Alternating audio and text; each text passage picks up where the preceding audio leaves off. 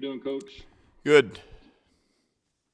You want to start with an opening statement, or you just want to take questions tonight? I'll start. I mean, look, a win is a win. You can't ever complain about that. But I think anybody who watched that game tonight and saw how we played, especially towards the end of the first half, offensively, and then in the second half offensively, understands that Colorado's got to play better than that in order to be successful as this year plays out. So I thought we got really lackadaisical with the basketball. We made really poor decisions offensively in the second half with the basketball. And, turnovers have not been an issue for this team this year, but they became one tonight. And I don't know at what point we had our first one, but I think, we were first 12, 13, 14 minutes of the game, we didn't have any turnovers.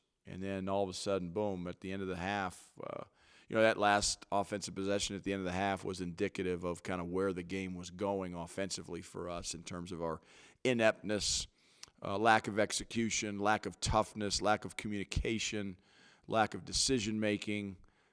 We got to be better than that offensively. And, you guys know I always talk about defense, but this team shoots 56% in the first half, and we come out in the second half and just stink it up, and we got to be better than that. And 10 offensive rebounds we gave up to Washington State as well, by the way, when we only got 5. So got out-toughed on the boards. So a lot of room for improvement for us. We can't be thinking, no, this is a win, let's move on. Again, it's about improving. And what disappoints me is Monday in practice we didn't get better, Tuesday in practice we didn't get better, and tonight we didn't get better. So that's my job as a coach. I got to do a better job with our team, and I'm going to do that starting tomorrow. First question from Jacob Toby. Coach, two for you. The first, you did just talk about it. You mentioned the energy was down in practice, and you could sense that. So, yep.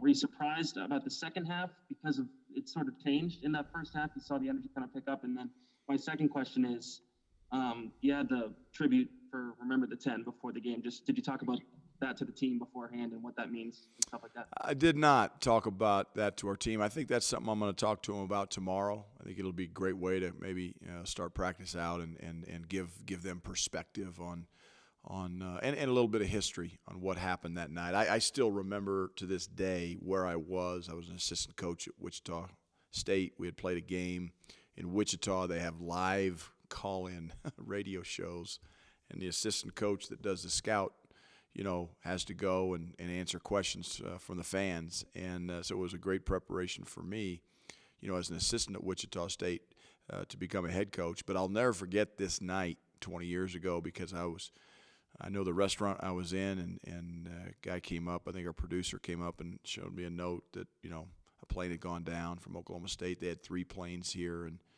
so a sad deal. And we just thought, credit goes to Dave Platty, our longtime sports information director, of suggesting that we do that. I thought it was a class act. And, we want the people at Oklahoma State to understand that we understand, the pain that they still go through in those families. So it is something I'm going to talk to our team about. I didn't mention it before the game or in the locker room, but tomorrow is some time I will address it. So I can't remember what the first part of your question was, but I think the second. You could sense that energy. Yeah. It's a little different practice. Yeah, the second part of your question was more important, but that's why I went right to that. But the energy, I did sense it in practice the previous 2 days, and again, not like the practice was absolutely awful, but it tailed off at the end in terms of our energy level. We didn't go from start to finish, and these are the days where guys might be a little bit tired mentally. And that's something we got to talk about as a staff. I got to maybe talk to Evan and McKinley about that. Maybe I need to shorten things up. I want to keep them on edge, because I really felt like, again, going back to back with Washington State, such an unusual schedule, I did not want our guys to take it and be lackadaisical. And I didn't think we were from the beginning because we came out ready to play, and we played very well offensively and defensively in that first half. But the second half, it just fell off. It's just like there was no enthusiasm and no joy out there. It's like, guys, you don't know. I mean, Oregon just went on their second, maybe third pause of the year. We've only had one here, knock on wood. I mean, I told them before the game, you got to cherish these opportunities because you don't know, when the next one's going to come. We hope it's Saturday at 12:30 against Utah, but we don't know that. So we have to, embrace every opportunity that is given to us, and we didn't do that tonight for 40 minutes, which is what we talked about before the game. Next question, Pat Rooney. Yeah, Coach, about that, I think you used the word lackadaisical there in the second half. You built the big lead. Their leading scorer was out. Do you think the guys might have just went into cruise control a little bit? Pat, that's a question for the players, not for me. I mean, we did.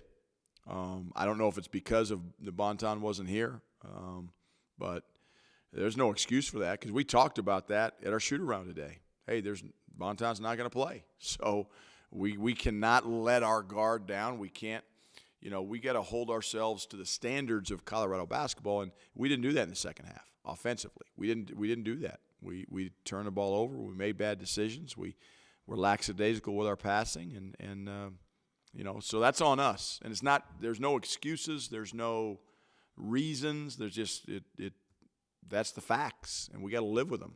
And we can't always judge ourselves by the score. And I mean that after a win, and I also mean that after a loss. Sometimes after losses, you're so disappointed and devastated because you lost, and you forget about how you played. And, again, there's been a handful of times in my career when our team has lost, and I'm fine with it because we played well and we executed a game plan. We played with energy. We played with toughness. I mean, they just took balls away from us. They did it in the first half. They did it in the second half. Got to get better. Next question, Justin Guerrero.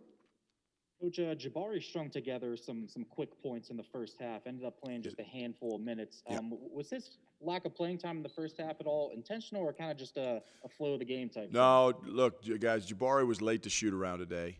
And we have a rule if you're late to shoot around or if you're late to a team bus on game day, that if you're a starter, you don't start. You basically miss your rotation. If you're a bench player that comes off the bench, you miss the rotation. So Jabari missed his first rotation, so his minutes were a little bit limited in the first half, and great learning opportunity for him to make sure that doesn't happen again. So that was the only reason.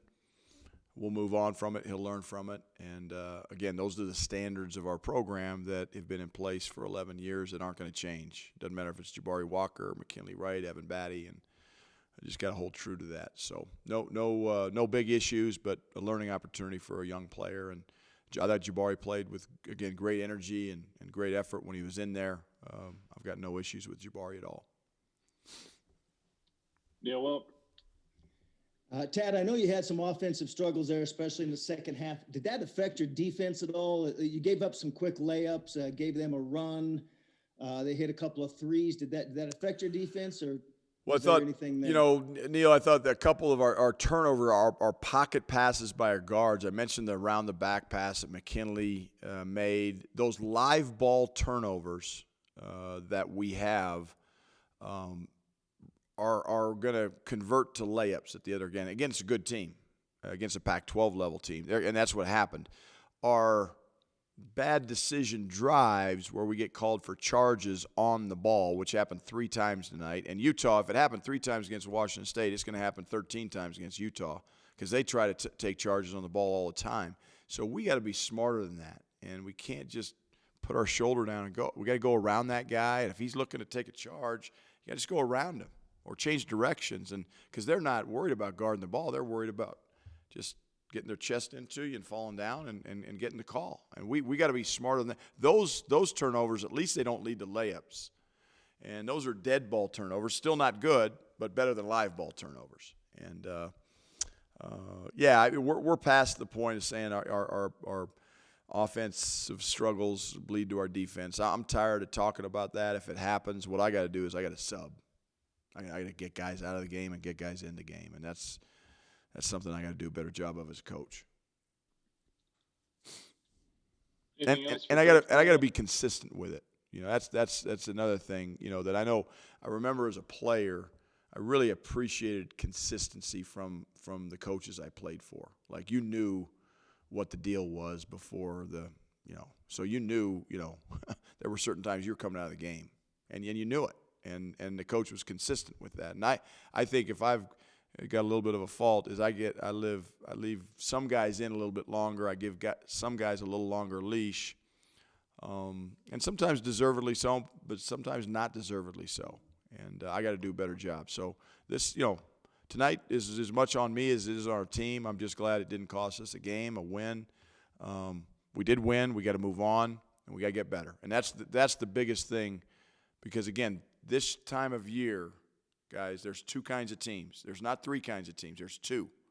Teams that are getting better and enjoying the process and having fun, and there's teams that are getting worse and can't wait for the season to end and trying to figure out what they can do for spring break given COVID. Thank you. All right, thanks, Coach. Appreciate it.